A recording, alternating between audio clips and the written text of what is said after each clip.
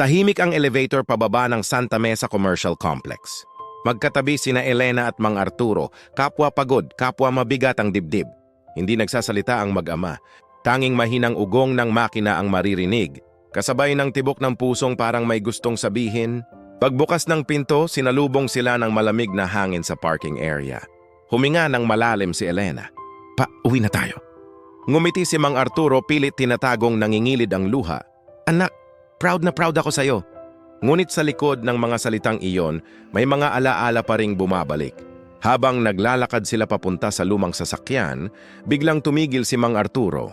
Napatitig siya sa isang sulok ng parking lot. Doon niya unang natatandaan na minsang umiyak si Elena noong bata pa ito.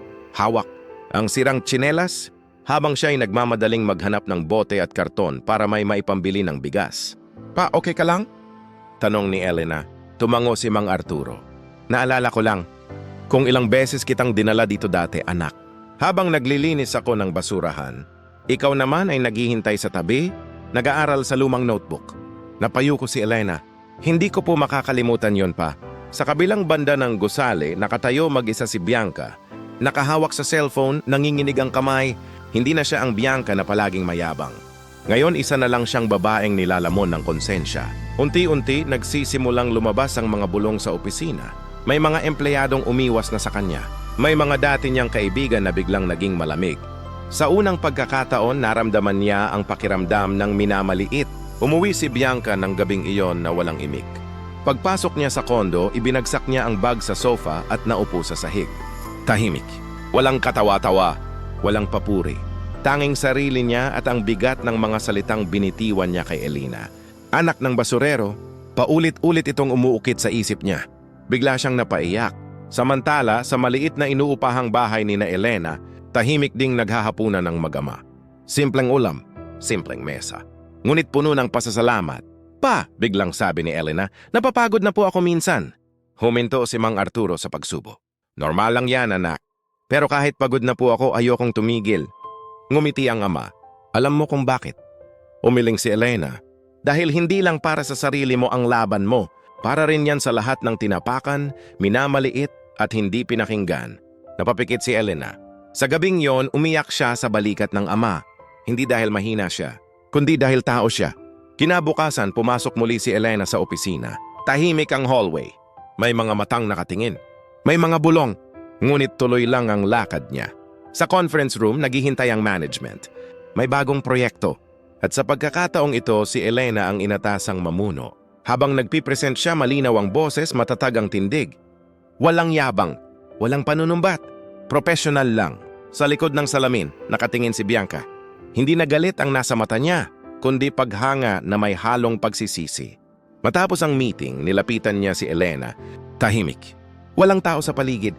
Elena, huminto si Elena. Gusto ko lang sabihin, hindi madali ang humingi ng tawad. Pero sinusubukan ko. Tumingin si Elena sa kanya. Hindi malamig, hindi galit. Kalmado. Ang mahalaga, nagsisimula ka. Napayo ko si Bianca. Ang dami mong tiniis, tapos ganito ka pa rin. Mahinang ngumiti si Elena. Tinuruan po ako ng tatay ko na ang dignidad hindi ipinaglalaban sa sigaw. Ipinapakita po sa gawa. Sa labas ng gusali, hinihintay ni Mang Arturo ang anak. Hawak ang lumang payong. Ngumiti siya nang makita si Elena. At sa simpleng tagpong iyon, ama at anak na sabay naglalakad.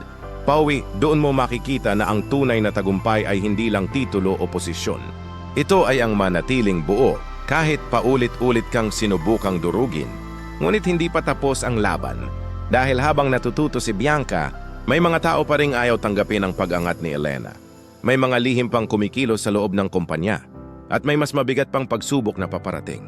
Kung may tumama sa puso mo sa episode na ito, isulat sa comments ang hope at ishare ito sa isang taong tahimik na lumalaban araw-araw. Abangan ang episode 5 ng Sa Likod ng Dura at Dugo dahil dito pa lang talaga magsisimula ang pinakamabigat na pagsubok ni Elena. May isang lihim na unti-unting lalantad at isang desisyong kayang baligtarin ang lahat. Handa ka na bang makita kung hanggang saan aabot ang kanyang tapang kapag pati pamilya niya ay nadamay? Gusto mo bang makasave sa binibili mo? Bumisita sa Smart Save to Shop. Link nasa comment section. Kung nagustuhan mo ang video, mag-like, comment, at share. Malaking tulong ito sa amin. Sundan mo rin kami para updated sa bagong videos. Forever bless. God bless. Ingat lagi.